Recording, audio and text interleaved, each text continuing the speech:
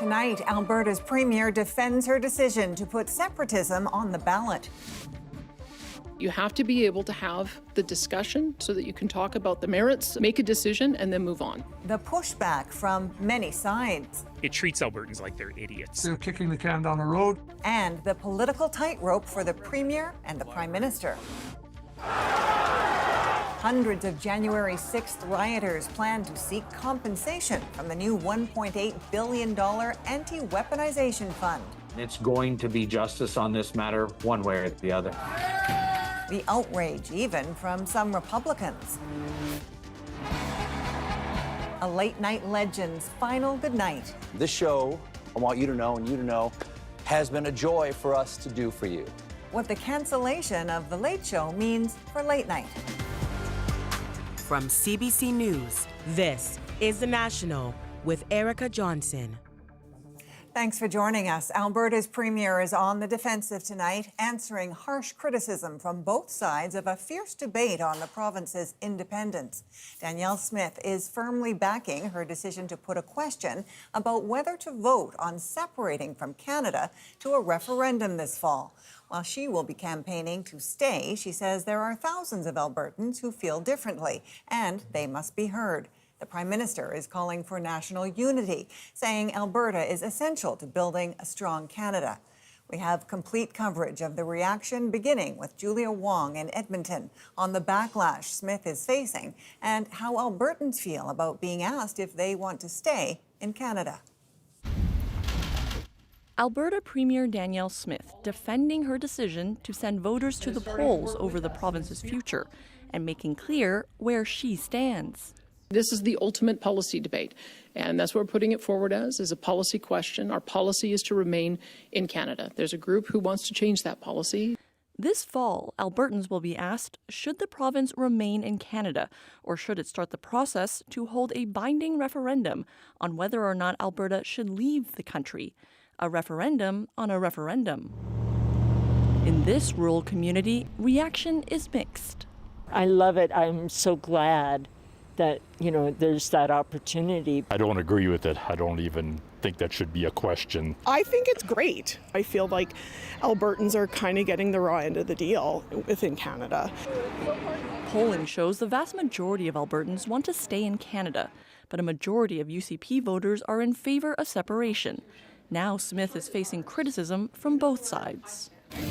The group behind the pro-separatism petition is disappointed the Premier didn't go further. When you give people hope, that's always a bit of a problem. So when you give it to them and then take it away from them, then you're going to get a reaction. A pro-Confederation group is urging Albertans to vote to stay. We think there's a constructive way for Canada for Alberta to continue to contribute to Canada. For months, some First Nations have been pushing back. Now, frustration of vote is going ahead. In a total disregard to First Nations, no respect whatsoever to treaty. Alberta NDP is blasting Smith. The person who is driving this referendum, the person who needed to make this referendum happen, is the Premier. But the Premier is hitting back at her critics, blaming opponents of a newly signed energy agreement with Ottawa that could lead to a new pipeline to the West Coast. I think it's leadership in British Columbia who continues to try to put barriers in the way of us getting our product to market. The Premier says the threshold for the vote to move forward will be at minimum 51%. She also says she will be talking to Albertans at town halls and meetings this summer about why she thinks they should vote to remain in Canada. And Julia, lots of questions at that press conference today about Smith's political future.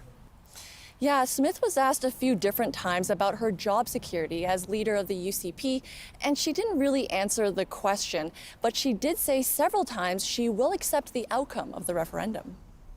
Okay, thanks for this. That's Julia Wong reporting in Edmonton tonight. The referendum is putting more pressure on the Prime Minister to keep the country united. Mark Carney is making his case for Alberta to stay, but as Ashley Burke explains, that could have its own consequences. The Prime Minister delivering his defense of Canada against those who want to break it apart. Canada's working. We're working in a spirit of cooperative federalism to make the country better. We're working with Alberta on making it better. Just last week, Mark Carney tried to show he's willing to address a key issue for Alberta. He signed a deal with Premier Danielle Smith to pave the way for a new pipeline. But that didn't stop Smith from deciding Albertans still need to choose whether they want a referendum on Alberta separatism. Smith defending her choice on CBC's Power and Politics. Things have changed dramatically in the last year and a half, and that's part of the reason why I have confidence that if Albertans are asked this question, that they can be persuaded to see it as I do, that the country is worth fighting for, the country is worth working on. We're going to fight for a united Canada every day in every way. The Conservatives leader taking aim at Carney. We really should look at the situation in both Quebec and Alberta and ask ourselves how the Prime Minister is doing when it comes to national unity. The question now, what will Carney do next? I think the Prime Minister probably needs to just let it play out. This pollster says even though Carney's polling high in Alberta, there's risk to weighing in. I think if it looks like the elites are talking down to the people who want to separate, if there's sort of the message of, look, Canada's great, if you want to separate, you're crazy. This is not a message that's going to play well with people. For the Prime Minister, this is a test. Mark Carney has to walk a fine line, not inflame the situation, but show Alberta that Canada works. Ashley Burke, CBC News, Ottawa. So quite a political tightrope for Mark Carney and Danielle Smith. Jason Markusoff joins me now from Calgary with some analysis. Jason, how could this play out for the Premier? Danielle Smith's path from here to October is fraught and untested. She has to navigate through not one, but two majorities. The first one is the Alberta public, who largely is opposed to separatism. They are largely patriotic. They want Canada to stay together, and which is perhaps why we've seen Danielle Smith say more firmly than she has in the past that she supports United Canada and she will fight for it, that she will be campaigning throughout the summer for it. She also has to be aware that the business community is very opposed to this, doesn't like the uncertainty that this creates, so she has to make sure that she's not alienating them too much. But the other big majority that she has to worry about, of course, is within her own party. A majority of Alberta United Conservatives are very firmly in favor of separatism. They are agitating for it. A lot of the activists within her own party who show up at her meetings lobbied for us, pushed this petition, pushed this separatism movement. And she knows that if she doesn't give them what they want, this separatism vote, that they will lobby against her. And in fact, some of them are already pushing, because this is not a clear question, they are going to be pushing for her to recant and maybe threaten her leadership. Now, this comes amid the Carney government's ongoing promotion of a united Canada in the face of global uncertainties. So what could the next few months be like ahead of the vote? We're in for a very divisive summer, probably in a very fraught summer. As much as a lot of leaders say we shouldn't be too overtly passionate, too harsh with our rhetoric, this is big stakes. People really believe that either Canada is broken or that Canada should not be separated, and that'll play out especially in small towns in rural Alberta where separatist runs high. We'll see Canada as very, very different this year, I bet. All right, thanks for this. That's Jason Markusoff in Calgary tonight. The U.S. Secretary of State is trying to reassure NATO allies over American troops in Europe. Last week, Donald Trump canceled a 4,000-person deployment to Poland, only today to order 5,000 troops to Europe. I think it's well understood in the alliance that the United States troop presence in Europe is going to be adjusted. That work was already ongoing, and it's been done in coordination with our allies. Earlier this month, the U.S. said it was pulling 5,000 soldiers from Germany after that country criticized the U.S. approach to the war in Iran. More than 450 January 6th defendants are set to apply for cash settlements from Donald Trump's new, highly criticized Anti-Weaponization Fund. And as Katie Simpson explains, that number is likely to grow. Hundreds of January 6th rioters are gearing up to seek compensation from the president's new Anti-Weaponization Fund. It's going to be justice on this matter, one way or the other. Trennis Evans entered the Capitol during the riot and was pardoned after pleading guilty to a misdemeanor charge. He now leads a J6 advocacy group and says he's working with more than 450 others to apply for settlements, expecting some requests to be significant. I'm saying they're going to range in the millions of dollars. I'm sure some of those will be 8-figure settlements that their people are seeking. The U.S. president is defending the controversial plan to use nearly $2 billion taxpayer dollars for a fund to pay individuals who claim they were unfairly prosecuted by the previous administration. Writing on social media, I am helping others who were so badly abused by an evil, corrupt, and weaponized Biden administration receive, at long last, justice. This ripped apart families. People were destroyed because the false narrative of insurrection played out. The way the Trump administration has tried to downplay the violence and reshape the history around the Capitol attack, in part, is fueling backlash to the plan.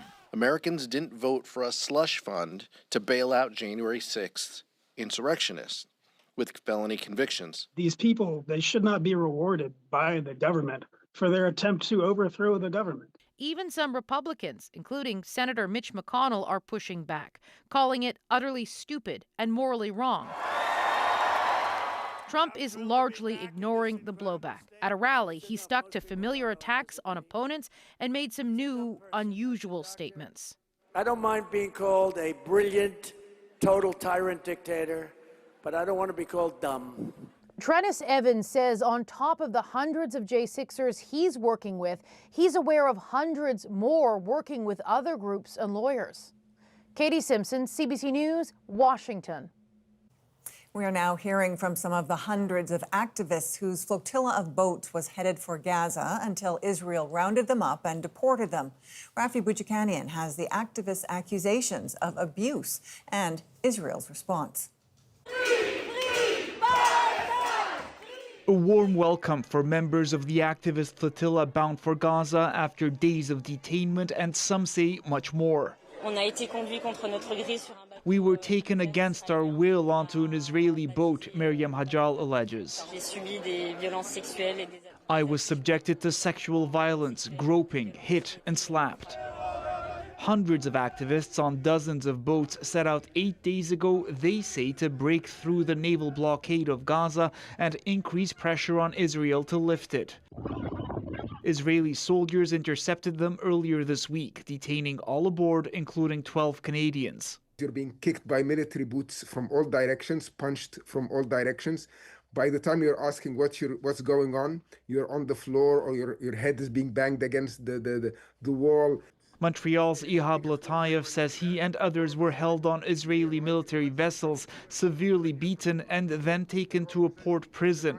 A soldier even stabbed him, he says, while he tried to give other detainees bottled water. All of a sudden he gets a knife out and he cuts my hand between the index and the middle finger. The Israeli prison service denies mistreatment, saying all prisoners and detainees are held in accordance with the law with full regard for their basic rights. Medical care is provided according to professional medical judgment and in accordance with Ministry of Health guidelines. This former Canadian diplomat says Ottawa should step up sanctions on Israel. There are tools, and I think our government should be looking at them carefully. Foreign Affairs Minister Anita Anand on Friday did not announce new sanctions, but said she wants accountability from those responsible for the egregious abuse of Canadians. Rafi Boudjikanian on CBC News, Ottawa. The owner of 2 dogs that killed a boy in Edmonton 2 years ago has been found guilty of criminal negligence causing death.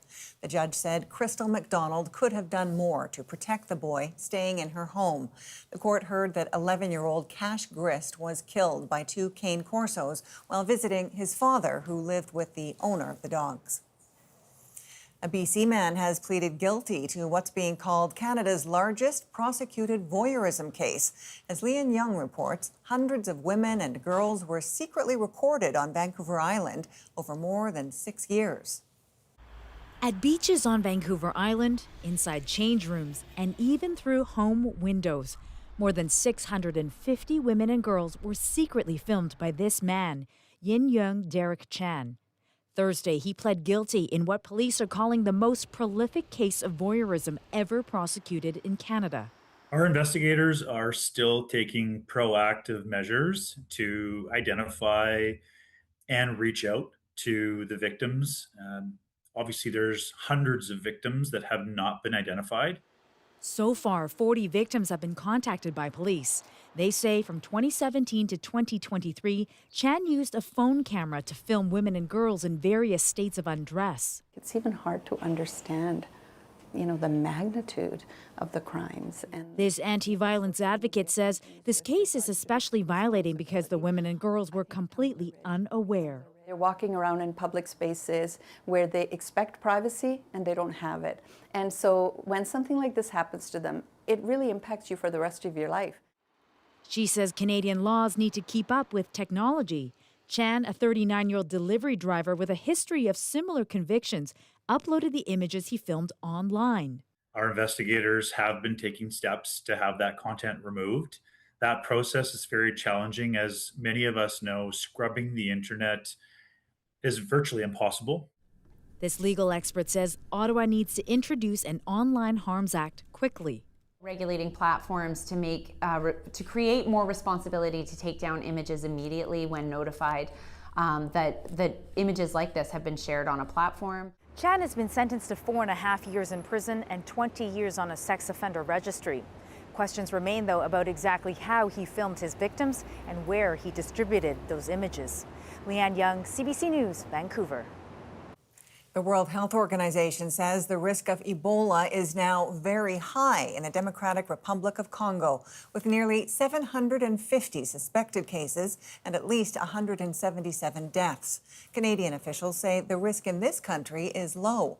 Christine Birak now with the measures in place to keep it that way. The update was stark and alarming. The Ebola outbreak in the Democratic Republic of the Congo is spreading rapidly. Health officials warn the virus now poses a very high risk to people living in the DRC, and the risk of it spreading to neighboring countries, including South Sudan, remains high. At this university, near the heart of the outbreak, a clinic has been set up, complete with isolation tents and beds for patients. The director says this site can accommodate 25 to 30 cases. Local residents are deeply concerned on many levels. This woman says they've closed the border and it's hurting local businesses. It's important that we look at how effective things like travel bans are. Quarantine officers are screening and monitoring travelers. This after a U.S.-bound flight was diverted to Montreal after American officials blocked a passenger under its Ebola entry rules. Health officials here aren't ruling out a travel ban. The decision around the borders is a decision that is made by Cabinet. However, I will be providing advice to Cabinet on this very fluid, rapidly evolving situation. I will say this quite emphatically. Closing your borders like the Americans have done and are doing is not an effective measure.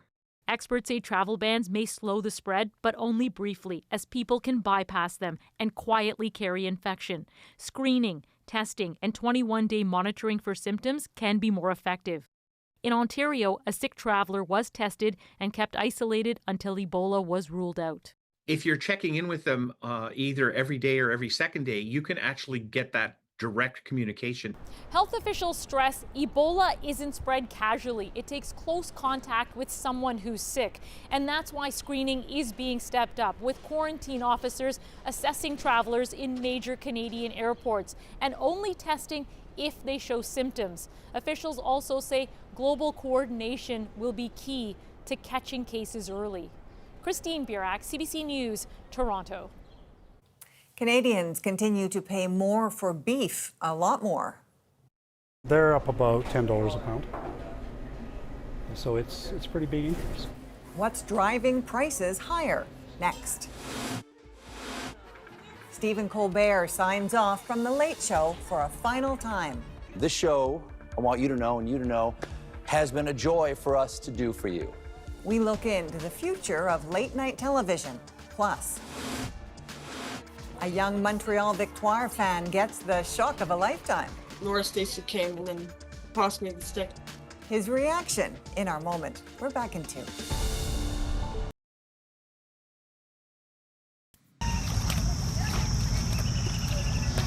These workers are removing hundreds of dead fish from a lake in New Delhi as much of the Indian subcontinent reels from punishing heat waves. Weather alerts have been issued for weeks, with temperatures exceeding 46 degrees Celsius. Extreme temperatures are likely to continue for the next few days. Beef prices in Canada are soaring into record territory just as barbecue season ramps up. But despite the high cost, demand doesn't appear to be slowing down. Ina Sadhu explains why. Whether it's steaks on the grill or burgers for a backyard barbecue, Canadians are paying significantly more for beef. They're up about $10 a pound, so it's a pretty big increase. Beef prices are up more than 12% compared to a year ago and nearly 63% higher than 5 years ago, far outpacing increases for chicken or pork. The odd time I'll, buy a steak, but it still hurts to buy a steak. It's so darn expensive. Industry analysts say years of drought drove up feed costs, forcing ranchers to shrink cattle herds. But despite hefty prices at Calgary's Bonton Meat Market, it remains a top seller. We're still 45% of our sales are beef. However, you are seeing people either buying a little less, maybe not as big a steak, maybe a little cheaper cut of meat. One possible factor fueling demand, the growing popularity of protein-heavy diets. We have a protein moment happening not only in North America but around the world that's really being supportive not just to beef but to all proteins. Now Canada's cattle herd is beginning to expand for the first time in years, with high prices encouraging ranchers to raise more cows. Prices have rebounded to the point where, it's looking good to put cattle back into your cow herd. But rising costs for fuel and feed are limiting how fast they can expand. Still, consumers shouldn't expect bargain beef anytime soon, as experts say more supply is still years away. It's too bad that it's so expensive, but, if we like beef, you eat it. Which is why so many keep lining up at the beef counter. Ina Sadhu, CBC News, Calgary. The Trump-branded cell phone is here, but what are consumers actually getting? The big promise that everyone latched onto, of course, was that this phone was going to be made in the USA. It's about time we bring products back to our great country. How the president is profiting off his personal brand and whether it's above board. And CBC News is in Latvia, getting a first-hand look at the robots reshaping war. I believe that these unmanned systems are the future, because one way or the other, it's cheaper than the people's lives. The National breaks down these stories next.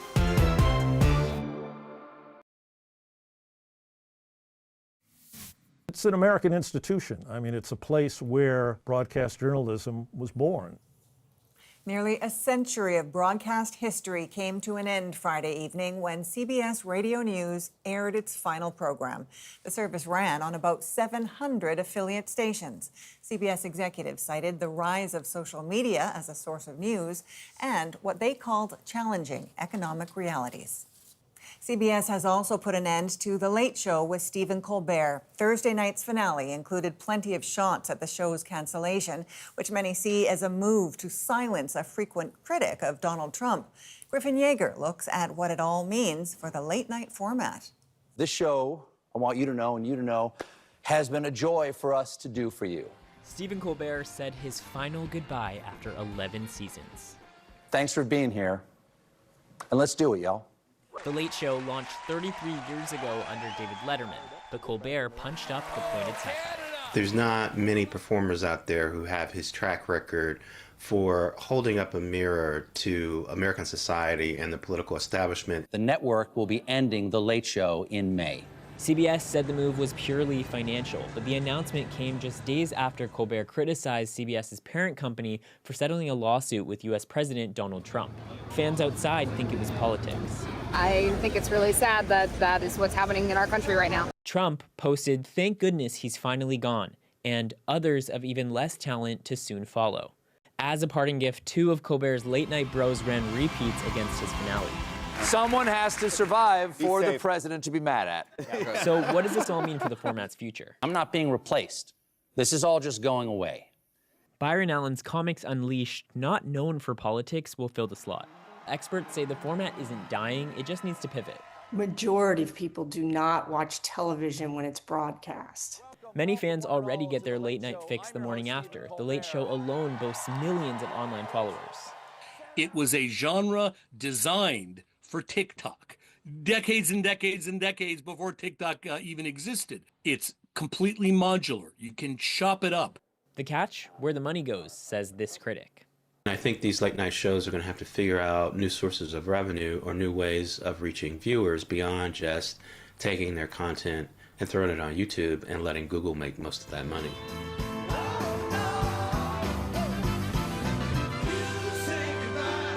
The final curtain for Colbert as the industry looks for what's next. Griffin Yeager, CBC News, Toronto. In the breakdown tonight, how Trump is cashing in on his presidency and how drones are reshaping warfare. Ukraine has revolutionized battlefield dynamics in the air, from the sea, and now on land. These unmanned systems are the future. What Canada needs to learn about the tactics of future combat. But first. Today we're here to introduce Trump Mobile. One of several Trump family ventures pitched during his second term. Unprecedented gains for the occupant of the Oval Office. I think that he is the greatest salesman ever. Eli Glasner looks at how far it's gone, how little pushback there's been, and the blurred line between the personal and the presidential. Introducing the new T1 phone from Trump Mobile. All right, it's here. Sorta. After a long wait, the Trump phone is arriving. A powerful device designed for performance, reliability, and real American value. But what the phone is and isn't is a gold-plated symbol of a president profiting from the White House. Today we're here to introduce Trump Mobile. The saga of the Trump phone begins back in June 2025. Trump Mobile is launched, promising to disrupt the telecom industry. We've partnered with some of the greatest people in the industry to make sure that real Americans can get true value from their mobile carriers. For a $100 deposit, customers could purchase the T1 mobile phone for $499. According to MoneyWise.com, 590,000 customers did. Yeah, I'm Don Preston. I'm a news editor at The Verge. But one of the phone's biggest claims soon began to shift. The big promise that everyone latched onto, of course, was that this phone was going to be made in the USA. It's about time we bring products back to our great country. And that this would be sort of some big renewal of American manufacturing. In just a few weeks, the claim was gone. The website now boasts a phone that is proudly American. Made in the USA is actually sort of a protected term that is governed by the FTC. There are requirements you have to meet for what meets that criteria.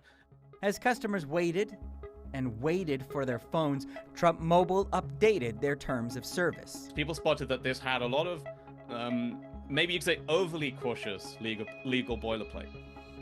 Updated in April, the language warns the $100 deposit does not lock in pricing and that Trump Mobile is not responsible for a failure to release a device. There was no promise they would ever actually ship a phone. It has this kind of odd line about how they don't promise they're going to make this thing, basically. So they were covered for any eventuality. That seems to be the bare minimum of the contract between the customer and the provider there. You would hope so, especially because they also said they wouldn't guarantee refunds. So that's still waiting for the phone he ordered. Looking at the specs, Preston isn't impressed. I would say this looks a lot more like the HTC U24 Pro, which is also a phone from 2 years ago. That's a 2024 release. I'm not sure it actually released in the US. I think it was only in Asia primarily. And he has serious concerns for customers. If you buy a phone from Samsung or Google, they now explicitly promise you'll get 7 years of software support with that phone. Trump Mobile is making absolutely no promises about how long it's going to support this thing. Engineered to keep up with your day. Your phone might still work fine at a couple years, but it might be an awful lot more vulnerable to hackers than it was at the beginning. And then there's the Trump Mobile phone plan. On its own, $47.45 is a really good deal. Christopher Ali is a professor of telecommunications. He warns because Trump Mobile is just leasing spectrum from T-Mobile, when the network gets crowded, T-Mobile users get served first. Or your Instagram posts aren't going to load quickly or may not load at all. You may not be able to send that text or do that FaceTime right away. The phone is just part of a growing universe of Trump-branded products. From his version of the Holy Book, I'm proud to endorse and encourage you to get this Bible, to watches. Check out this red beauty, it's one of my new watches. And of course, the Trump-branded merch. Give me all of them.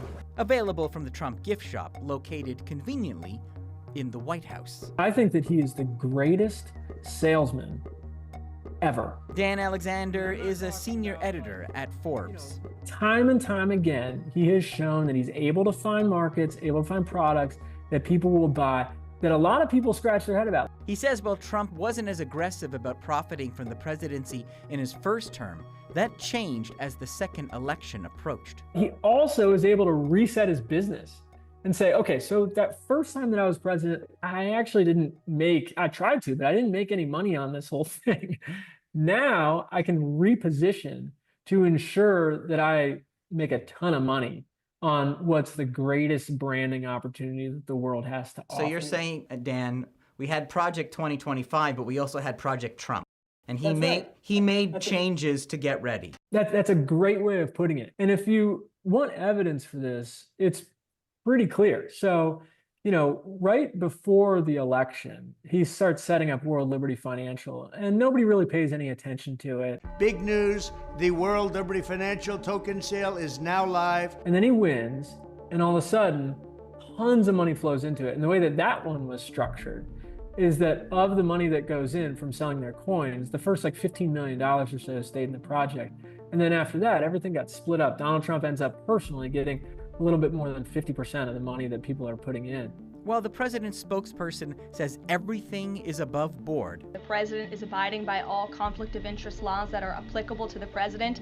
And I think everybody, the American public, believe it's absurd for anyone to insinuate that this president is profiting off of the presidency. Forbes estimates prior to his second term, Trump was worth $2.3 billion US. Do we have a sense of his net worth these days? Oh gosh, it changes day by day. Let me get like an exact number for you so that then Adding up the value from Trump's real estate holdings, the various crypto ventures, and revenue from product licenses. Right now, we estimate that Donald Trump is worth $6.2 billion. Zach Everson is the research director for the Public Citizens Trump Accountability Project. How is this allowed? Are there not rules trying to stop the president from benefiting while he's in office? There can't be conflicts of interest for the president and vice president. That's an American law. Typically, what precluded them from doing such things were norms, shame, ethics. These are gone out the window. Have you seen a correlation between investment in these crypto companies and the way the White House is moving in the world? Yeah, absolutely. And that's one of the things that goes back to the first term. Did we have a good relationship with the country because they booked a suite of rooms at the DC hotel? Or was that Trump liked that country anyways? Everson points to reporting from the Wall Street Journal that just before Trump was re-elected, the United Arab Emirates National Security Advisor, Sheikh Taoun bin Zayed Al Nahyan, purchased a 49% stake in World Liberty Financial. Flash forward to Trump's first trip abroad after re-election, where he announced a major export deal. The big winner is, again, the UAE. They'd been pushing to get these computer chips. They weren't able to get them under Biden. We were concerned they were going to be sold on to China. Now, we went ahead and we were allowing those sales to go through. And while many of Trump's family businesses grow richer, and questions swirl about the president making stock trades on companies affected by his policies, Dan Alexander says the Trump presidency has established a corrosive new precedent. But I think you're going to need to see a figure from the Democratic Party who is as blatant about making money from the presidency as Donald Trump has been, for there to be the bipartisan consensus that this is something that the U.S. needs to change. The latest example of how Trump is shattering norms as president has come from the issue of his stock trades. Newly filed financial disclosures show in this year, between January and March, Trump or his representatives made 3,600 trades. That works out to more than 40 trades per market day for 3 months. And Eli, what is the reaction to this volume of trading? Well, experts have suggested it looks more like the activity of a hedge fund rather than a single person's portfolio. We're talking about buy orders in the millions and sales of up to 25 million. The Trump family says the president's portfolio is handled by third parties that have sole and exclusive authority to make investment decisions. But observers have noted connections. Trump has traded millions in many of the same companies whose CEOs accompanied him on that trip to China. In March, the same day Trump was singing the praises of Apple CEO Tim Cook, disclosure forms show he or his representatives purchased between 250,000 and 500,000 of Apple stock. Which raises the question, is this allowed? So there's a push in Congress, a bipartisan bill banning stock trading for public officials. And there's the Stock Act that forbids members of Congress from profiting from non-private information. But none of those rules, like the federal ethics guidelines, extend to the president. All right, thanks for this, Eli. Eli Glasner in Toronto tonight. Coming up, the drone age is changing the way current wars are fought, and how future conflicts will need to be managed. Main thing that we all think about is, what would we do, right? How do we defend against this? We're in Latvia, where Canadian soldiers are trying to catch up on lessons being taught by Ukraine. Next.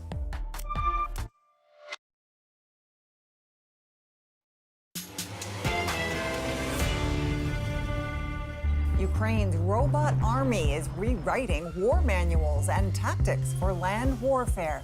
This is where we actually prove that the capability works. On the training ground in Latvia, Canadian armed forces are learning about a new battlefield. Murray Brewster looks at the new weapons in Ukraine's arsenal, changing how future wars might be fought. Playful is pretty much how you would describe the greeting as we arrived in the parking lot of Latvia's Salonia training range, looking for the robots that are reshaping how wars are fought. Say hello to Simba, the latest recruit for the Latvian army. It doesn't eat, it doesn't sleep, it can go 50 kilometers and carry 300 kilograms. Ukrainian-made, it is a logistics drone, carrying ammunition, supplies, and casualties. Developers say Simba can be given teeth, modified to become a gun platform, depending on the mission. And its makers know they're on the edge of a revolution in warfare. Ground drones, or UGVs, and the first-person view drones, or FPVs. Now we have battalions, brigades of FPV drones. So I would say that UGVs, they're going through this way right now in 2025, 2026. I believe that 2027 is going to be a boom in this industry because right now it is impossible to fight without these UGVs. We wouldn't survive without it. Survival is one thing, winning is another, and Ukraine's defense minister says he's determined to raise an army of killer robots. As a weapon of war, the rise of drones started in the sky and then spread to the sea, and now finally to land, much to the surprise of experienced soldiers. I think till the war in Ukraine, nobody anticipated that drones will be so important on the field. Since 2024, Ukraine has become increasingly effective hunting Russian tanks and lately, Russian soldiers. The Russians have fought back.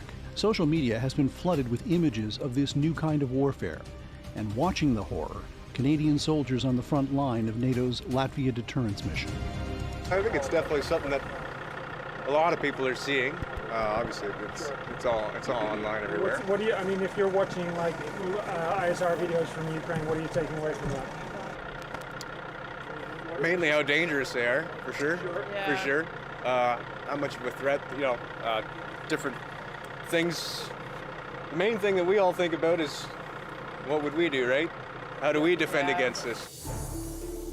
Aerial drones have become so pervasive, so effective, and so deadly, they have created a new kind of stalemate at the front lines in Ukraine. And a kind of paralysis for Western armies which are trying to learn the lessons of modern warfare. Previously, there weren't any limitations on personal movement. Actually, because of the absence of the drones in the field. Now it's totally different, and we have to think about the change of personnel, replacement of personnel, first of all. And then more recently, there was this. Так виглядає сила. Загартована боєм. Ukrainian President Volodymyr Zelensky announcing what may be history. Ukrainian forces, he says, took back a position from Russians using nothing but drones, both aerial and ground drones. It's like something ripped straight out of Hollywood and The Terminator. Experts say it probably wasn't like that. The Russian, even the morale to fight, the will to fight, the capability to fight is kind of lowering and just degrading over time. So it could be kind of easier for them to surrender to an unmanned ground vehicle. NATO forces are behind the curve, just recently staging their first large-scale exercise with both crewed and uncrewed systems alongside one another. I'm using these ground drones in this exercise for executing different type of missions, starting from intelligence, continuing with the kinetic effects against the enemy, and of course sustainment operations, resupply operations, casualty evacuations. In places like Latvia and throughout Eastern Europe, the pressure is on NATO right from the top to learn these tools and learn them quickly. This is where we actually prove that the capability works, right? And then we have to field it. And then we have to go out and use it in exercises every day, all the time, and make sure that we know it works. Ukraine may be comfortable turning most of the battlefield over to killer robots. Western militaries are not. But they know the future is coming, whether they like it or not. Currently, you're seeing uncrewed ground systems right now that can move casualties or supplies. If those uncrewed ground systems provide a way for commanders to deliver lethal effects, then we'll take advantage of those. Because if we don't take advantage of them, the other side's going to take advantage of that. If you can cover all warfighting functions with the drones, I have no doubts that you can actually retake the area using only unmanned systems. The use of these systems, as they're currently employed, is covered under the laws of armed conflict. Somebody has to be accountable for pulling the trigger. This conversation will need to be had by the lawyers, by administrators, and ultimately by parliamentary decision makers. Soldiers will tell you there is no replacement for them on the battlefield. In war, they say, you'll always need highly experienced, heavily armed humans directing the fight and holding territory in ways machines can't. I believe that these unmanned systems are the future, because one way or the other, it's cheaper than the people's lives. And Ukraine and Canada are negotiating a joint drone production deal following the signing of a letter of intent last August. So far, few details have been released. Coming up, a Montreal Victoire fan gets a surprising souvenir. She ended up throwing the stick to me and I was like in shock. The over-the-boards toss, next in our moment.